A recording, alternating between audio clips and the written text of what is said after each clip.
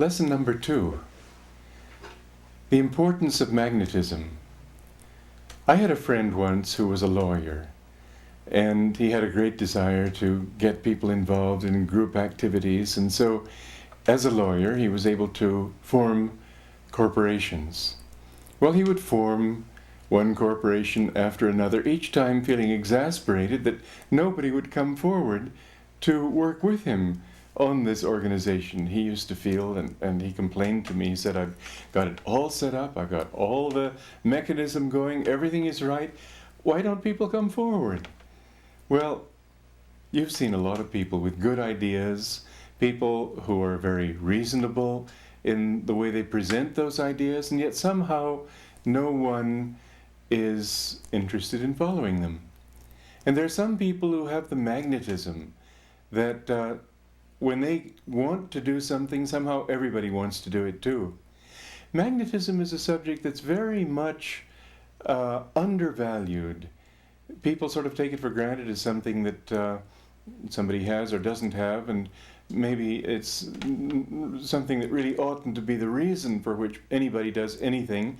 We live in such a reason-oriented society that the belief of a large number of people, probably a majority, is that if a suggestion, if a proposal can be made with sufficient common sense, everybody will want to jump into the act. It just doesn't happen that way. It isn't true. We have to make them want it. Somebody said that the real struggle today is between the people who want to know and the people who don't want to know. And that's basically true in anything that you can imagine. There are people who want to do it and there are people who don't want to do it. And very often you will see that if there's something that you are really interested in, it's because you knew somebody, let's say it was a teacher in school who had so much interest in his subject that forever after you found that subject appealing.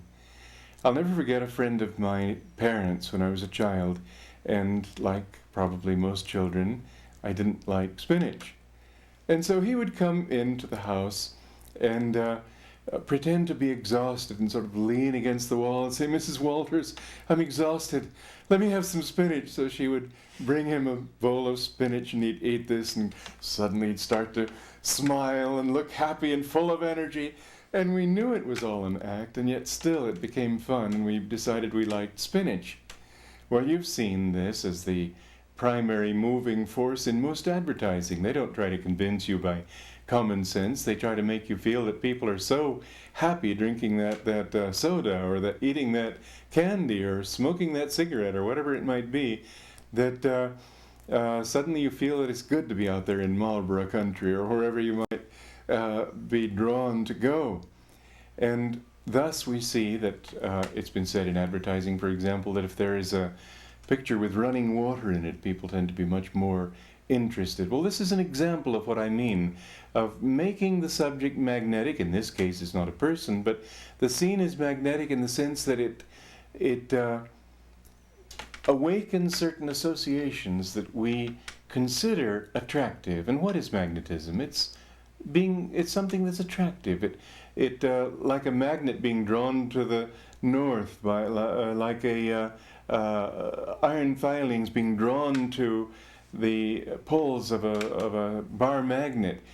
There are certain human beings who, because of various qualities, have the capacity to get other people suddenly thinking that this is an attractive thing to do.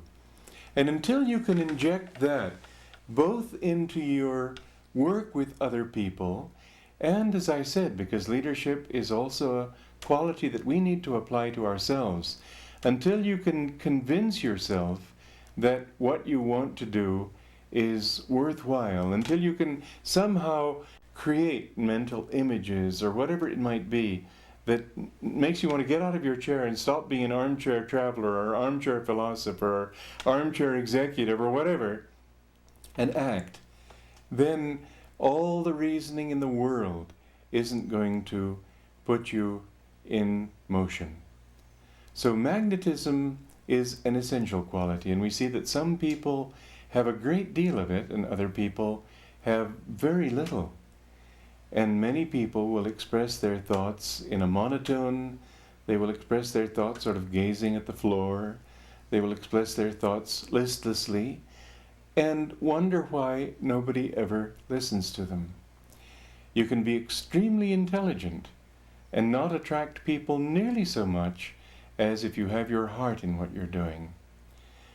A wonderful example, if you've seen the movie Henry V, is that stirring speech of Shakespeare's Henry V. I say Shakespeare's Henry V because somebody was so convinced of the reality of that movie that afterwards she said to me, "I never realized Henry V was such a great orator." Well, of course, Shakespeare had something to do with that. But that speech on Crispin's Day, on the very day of the battle, when he stirs the soldiers to get out there and fight against almost impossible odds, is something that even the viewer in the theater almost feels like getting up and charging into some sort of battle. Well, we have a lot of battles to fight in our lives. They're not always destructive battles. They're not always battles in which we have to fight against somebody, but to fight for a cause, to defend something that we believe in. All of these things, magnetism is one of the most important qualities to develop. And this is the important thing that I want to touch on in these classes, is that magnetism can be developed. You can develop magnetism. You can develop whatever magnetism you have latent within you to ever greater degrees. There is no limit to the degree. The consciousness of the mind has within itself a kind of magnetism which makes some people attract not only approval from others, cooperation from others, but even seeming intangibles like success, like luck. Luck seems to be something, just sort of a blind thing that happens, but it's not so. When your mind is fully expecting the thing to happen that you want to happen, and you don't sit around passively waiting for it to happen, you'll find, to your amazement perhaps, that the opportunities are attracted to you. Doors open. Things over which you don't seem to have any control suddenly start happening in your life. If you want to succeed in life, if you want to draw the kind of inspiration that is associated with genius or just with good, sound guidance, you will find that in all of these cases, magnetism is the common factor. A person whose energy is highly magnetic somehow can be inspired at will. He needn't be like those poets and songwriters who go through years of dry periods where no inspiration comes. He can just put his mind to it strongly enough, and suddenly he attracts that idea, that inspiration, that melody, whatever it might be. Opportunity, success, people, cooperation from others, cooperation from your own subconscious. All of these things depend upon the quality of magnetism that you develop.